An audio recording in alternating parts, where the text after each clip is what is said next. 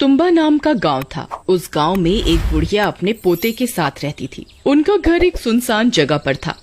उनके घर के आसपास किसी गांव वाले ने अपना घर नहीं बनाया था, क्योंकि सबको पता था कि उस घर में रहने वाली बुढ़िया श्रापित है। उसे एक शैतान का श्राप लगा था। उसका चेहरा बहुत डरावना हो गया था। उसका पोता उसे जंजीरों से बांध कर रखता था।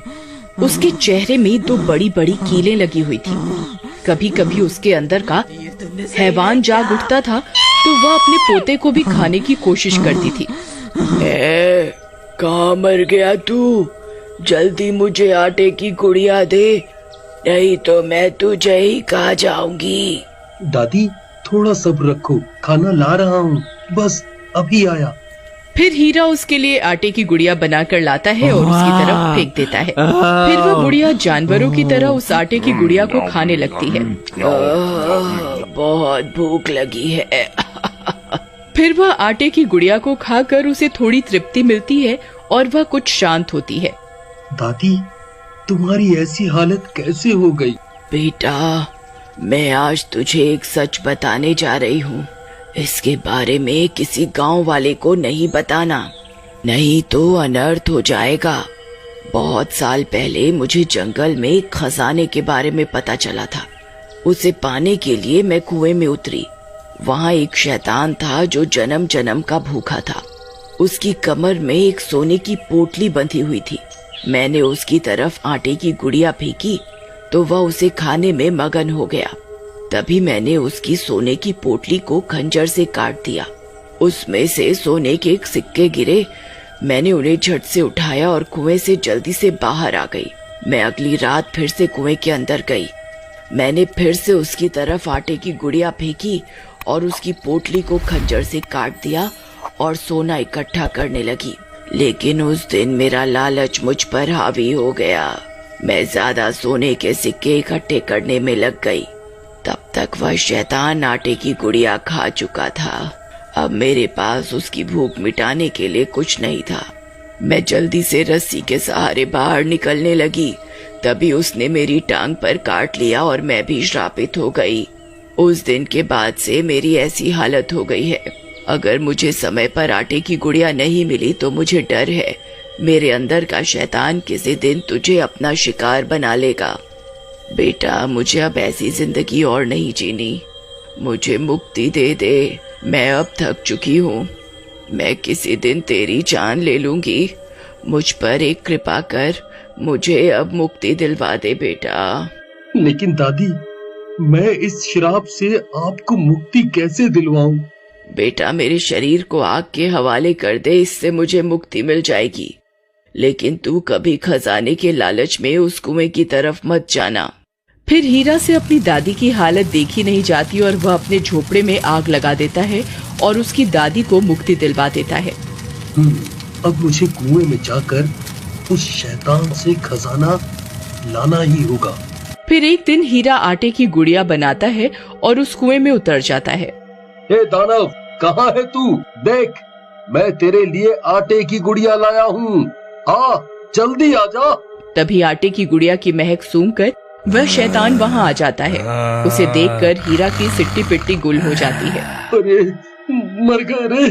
दादी की बात तो सच निकली। यहाँ तो सच में एक शैतान है। फिर वह शैतान उसकी ओर बढ़ने लगता है। तभी हीरा उसकी तरफ आटे की गुड़िया को फेंक देता है और वह शैतान उसे खाने लगता है।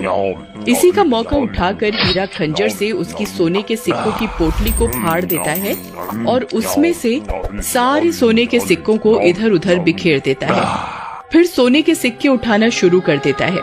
उसका लालच बढ़ता जाता है और वह सिक्के उठाने लगता है। तभी वह शैतान पूरी आटे की गुड़िया को खत्म करने वाला होता है। अरे मर गए रे। ये नास मिटा तो इतनी जल्दी पूरी गुड़िया ही खा गया। ये गुड़िया खत्म होते ही मुझ पर हमला करेगा। मुझे अभी यहाँ से निकलना होगा। हाँ। फिर हीरा जल्दी से रस्सी पकड़कर ऊपर कुएं से बाहर निकलने लगता है। तभी वह शैतान पूरी गुड़िया खा लेता है और उसका ध्यान हीरा की तरफ जाता है।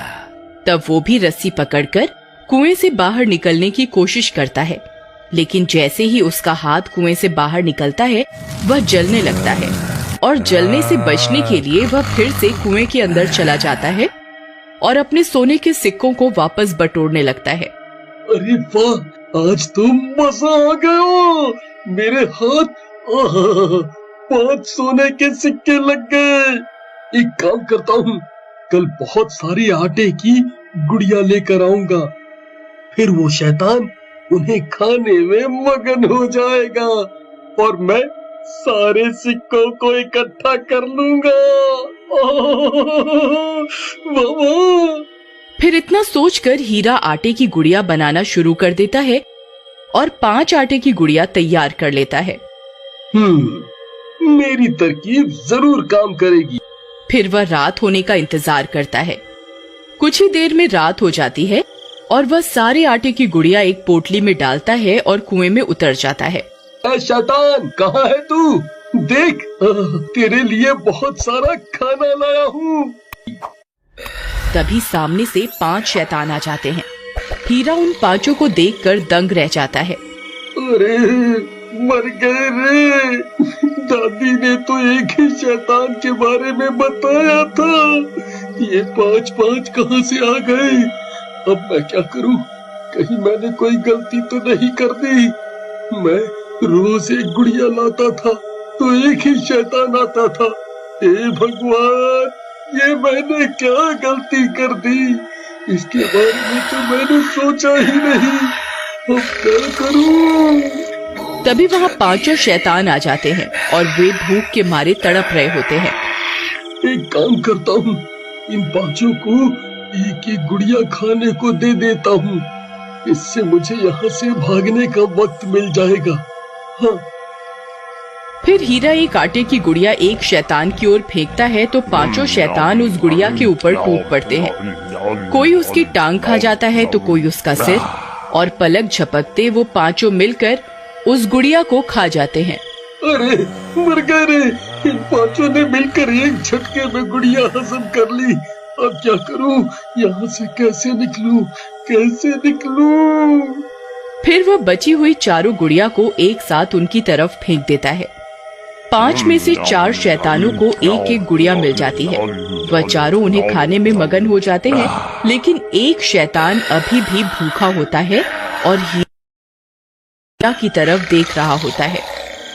अरे मर गया रे, इस नास मिटे के हिस्से में तो कुछ आया ही नहीं।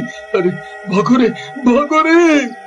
फिर जैसे ही हीरा रस्सी पकड़कर ऊपर से निकलने की कोशिश करता है, वो 5वां शैतान उसकी टांग पकड़ लेता है और उसकी टांग पर काट खाता है।